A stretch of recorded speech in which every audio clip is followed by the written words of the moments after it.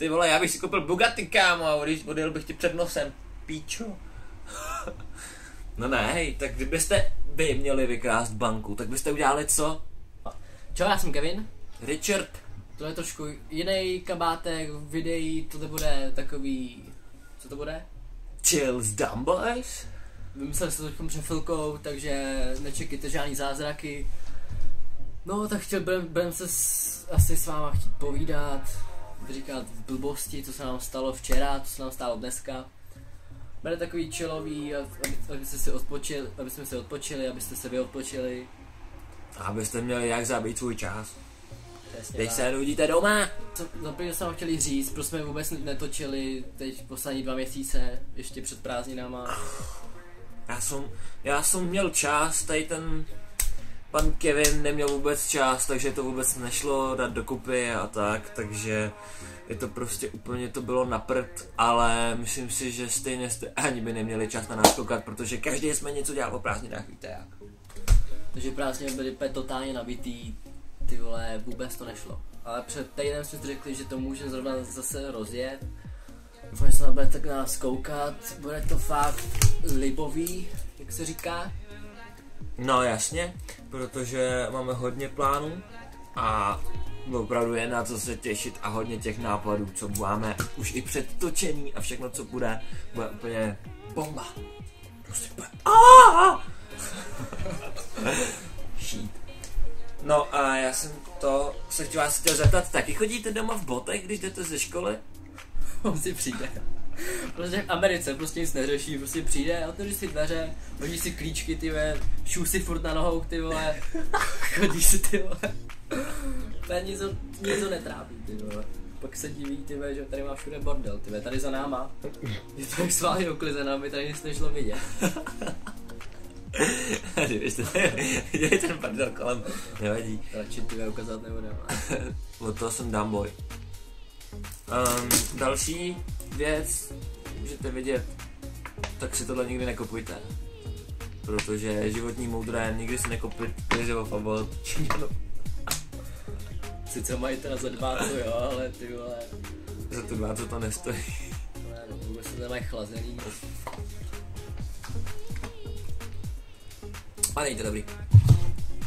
K chillu, k Dumbboy si fakt nekupujte Crazy Wolfa. Kde máš ten svůj ten? Sentagens. Sentagens, ty vole. To je nejvíc pití. To si kupujte k dalšímu chillu k Dumbboy, který bude vycházet. Za kolik ho tam mají? Za 23? Nevím, 25, ale počkej jako, ale oni, ty Číňani jsou jenom u nás, to nemusí mít všichni ostatní jinde, víš co, jako zase. Třeba nevím, musíte to najít někde, kde stojí 20, prostě to bude nejvíc klid a chill. Ale neřekni si, že prostě Číňani něco koupej za tu cenu, co se to prodává a dají to stejně levnějc. Nechápeš to. Ale ne, víš co, tak oni zase vydělají na tom, že mají hodně hodin, jako když makají, víš co, třeba od 6 do rána do půlnoci, víš co, tak mají hodně peněz, i když to zboží nic nestojí, chápeš? Oni mají takovou víru, že jim to kupujou na schválně, že to je levný. Ale víš co, třeba taková ta bílečka, ty vole, co je tady v kousek, ty vole. Si nedělal ani hovno, ty vole, ani ten ketchup za 20 už tam nemají, ty nechápu. No, hlavně to, víš co, oni to stejně kupují ty věci, ty Číňani a Vietnamci to kupují stejně ve velkou skladech. Kde prostě, to je prošlý, jenom to tam přepíšu, víš co, ty si to koupíš, proto to je levný. Jak to funguje? Myslíš, že trička stojí některý 60, 70, 90 až 150 korun, když jsou tak levný, proč myslíš, že tak stojí? Protože jsou prostě použitý ze starých koberců a všeho možného. Takže prostě... Teď si dáme otázky z Asku, co se nám ještě minulé psali. A takový. Oh, shit. Ještě by si mohl zapomenout. Máme tady otázku z toho z dnešního, co to každý den, furt jste něco to a máme tady zrovna. Kdybyste mohli mít jednu super schopnost, která by to byla? Wow. To je téma trošku na delší film, ty vole. Co já bych chtěl mít za super schopnost? Shit. Nevím, možná být neviditelný a vykrást banku, ty. Já bych se chtěl přemístit. Taký jumper. Viděl jsi ten film? Já jo. Ne. To jsem neviděl. Jo, viděl, ale to až když mi bylo 5 let. To nějak nemá cenu, že si to nepamatuju. Prostě řekni si, kdybys měl schopnost se teleportovat. To co bys udělal jako první? Kam bych se teleportoval? No. No hlavně do nebe, chtěl bych vědět, jestli tam nějaký bůh je, ty vole. Já bych asi vykat banku, ty. Jo bych... A proč kopíruješ moje názory, vole? Já bych měl prachy, ne? Abych si mohl koupit iPhone. What? Ty bys vykrát banku jenom kvůli tomu iPhone? Ty vole, já bych si koupil Bugatti, kámo, a odjel bych ti před nosem. Píčo.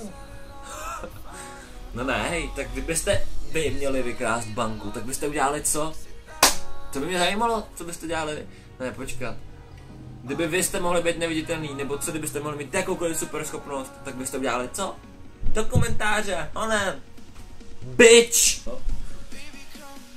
Random otázečka. Aha, sorry.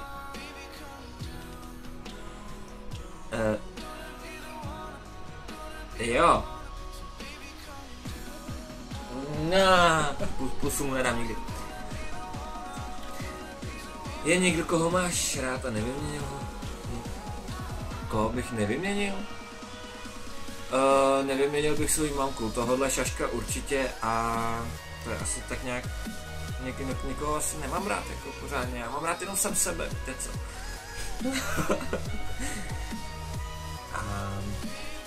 A prostě tohle je znovu tak sázku, takový 2 zajímavé otázečky, protože zbytek to jsou úplný. Nemluvím. Zavři okno. Je tady zima. Další věcička. Čeho máte rádi za sladkost? Co žereš ty nejvíc? Já. Sladkost. Já jsem vždycky, jak byl vždycky ujíždět. Jsem vždycky... Jak se tomu říká tomu slovu? To zmazaný. Jo, že jsem ujížděl vždycky na tribice. Vždycky, jak jsem máš šel do krámu, tak jsem řekl, mámo, tribitku, jo, tribitku.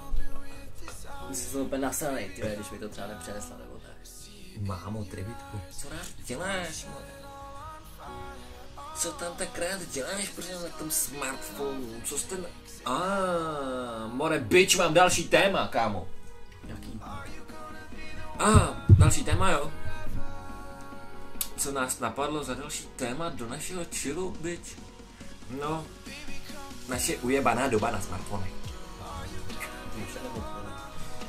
Vaše doba. Já na smartphonu nejsem ani nepamatuju. Ani nevím, co to je dneska, mám taky 3310 a to stačí. Tak pokud se vám tohle video líbilo, tak rozhodně dejte like, budeme opravdu moc rádi. Ty lajky nám strašně moc skopou do toho, aby jsme natáčeli další nové věci. Minulého videa tam bylo kolik? 11 lajků? 12 lajků tam bylo. No, moc děkujem, protože naše celkový výpočty, jak jakoby bychom měli umět matematicky, bylo 515 shlédnutí, což vám strašně moc děkujem. Neuvěřitelně čekali jsme, že nás bude sledovat méně lidí nebo tak něco. Možná se na to někdo koukal jste 2krát, ale tak jakoby to je ještě potěšení třeba pro nás, protože jestli se vám to líbilo a koukali jste se víc na to ještě jednou, tak jsme strašně rádi, protože jestli se vám naše tvorba líbí, tak nás to posune ještě dál a když nám ještě dáte víc najevo, jak se vám to líbí a všechno, tak budeme úplně nejšťastnější, takže děkujem moc, úplně, že nečekali jsme to, prostě super, no, jo.